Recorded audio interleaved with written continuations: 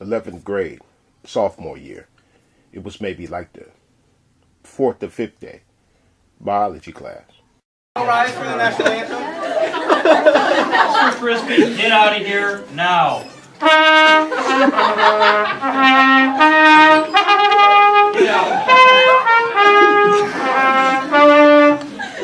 Get out now. Thank you. Thank you for your time. Here's your everything. One. Down. So we're going to take these points that we have and move them 2 to the right and 1 down.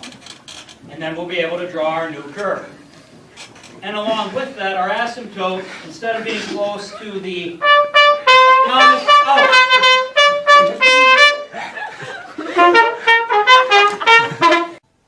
We were very disruptive, had no respect for the teacher at all.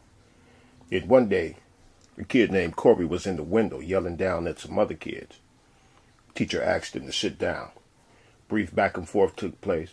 We were cheering it on, heckling. Corey ends up leaving, just said, "Forget class," and walked out. Now, I don't remember exactly what was said, but the teacher had a few words for us. We had a few words for him. Then one of the Hispanic females called him a racist. He said something to her. She said something to him.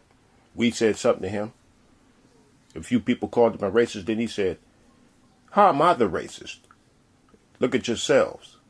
Hanging around his teacher's classroom door in December, the teacher told him to sit down, and the teacher says that Keyshawn used the N-word first.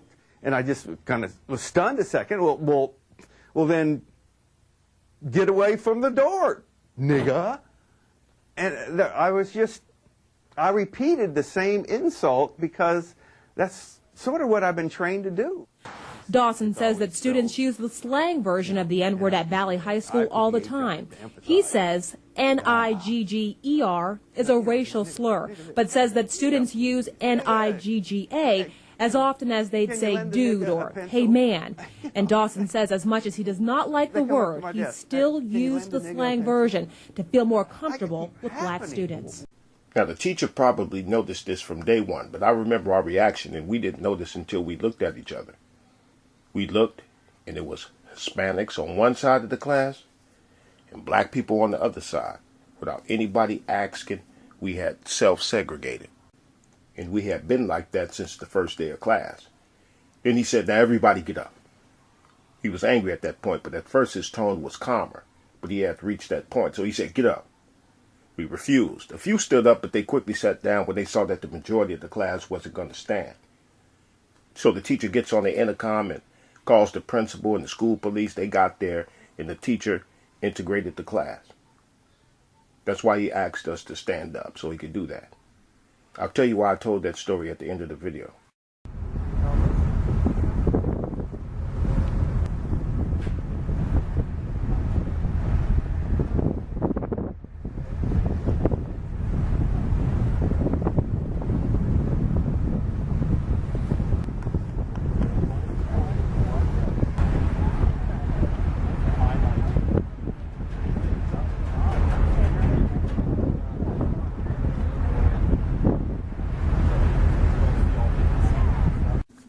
That was the Atlantic and Pacific Oceans meeting, but not mixing. Connected, but not mixed. What I want to put up today is a real turnoff to a lot of people, and not just to the people who I know are separatists, but just to people in general. And I'm talking about the concept of united we stand, divided we fall. The concept is viewed as soft. I don't see it that way. I see the idea as extremely difficult to do. People's distaste of this, when it's suggested, united we stand, divided we fall, the first thing people start thinking about is intimacy. Feelings like happy and love and touching each other. Is it right at the bottom of your corner? Right there, there he is.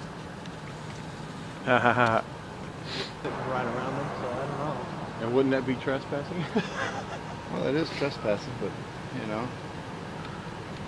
So you guys saw him out there in the dark this morning? So yeah, there was three He was coyotes. locked up with a big. He was locked There up was with a 3 big coyotes buck. there this morning, Was it another good buck? eating him.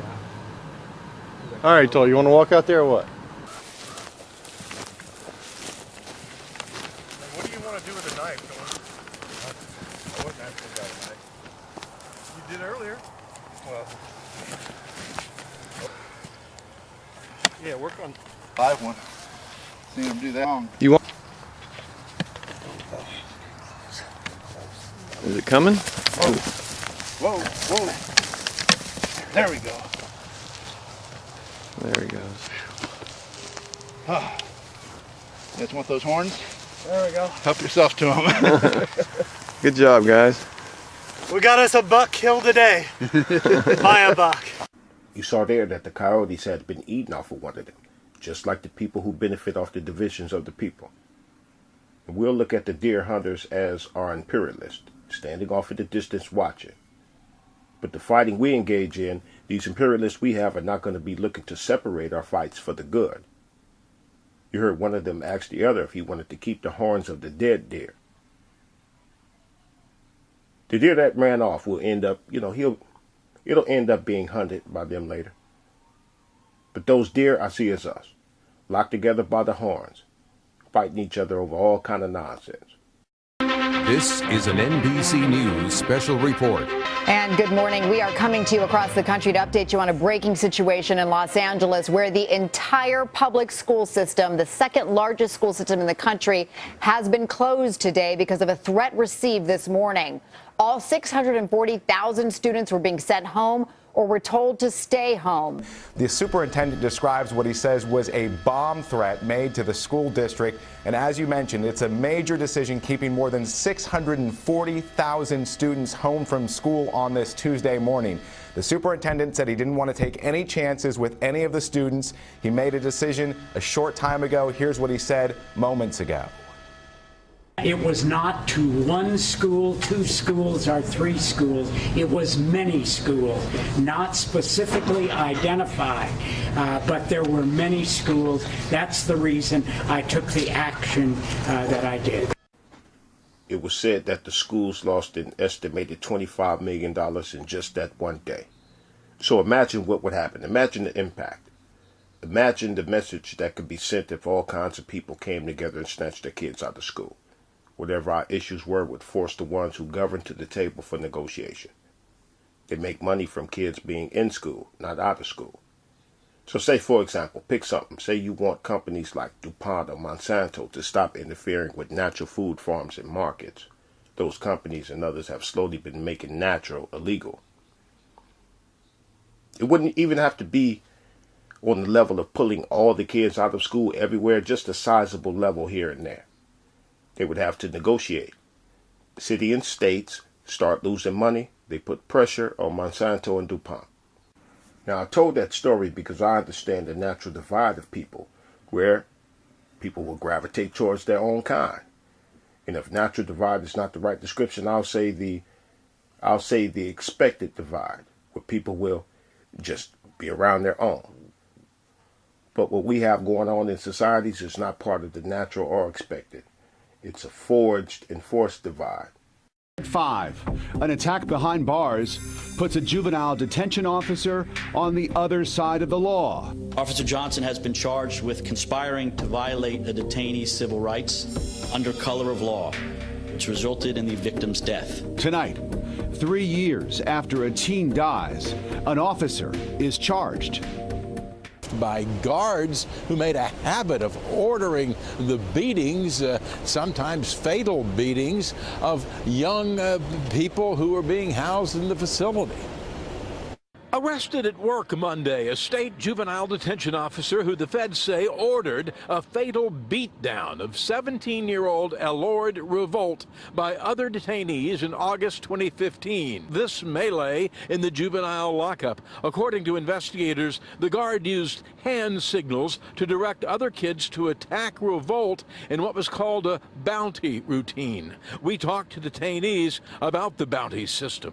So usually they'll bribe us with honey buns and stuff like that, with like Skittles or something, and be like, okay, look, bro, this kid disrespecting me, I don't like him. You have people who we allow to govern who use things against us, like jobs, just the same as those honey buns like the inmates were fighting over. Jobs and other things, and we'll call other things resources or opportunity. Meanwhile, the ones who govern and the beyond rich, just like those guards, they have the whole box of honey buns and chips and cases of soda to themselves. But they give us little bites and sips. They keep it all. But they're not the problem, or they're not the biggest problem. The biggest problem is that us, as adults, we refuse to stop thinking like those kids in jail fighting over snacks, behaving like the deer who was not equipped to free their own selves.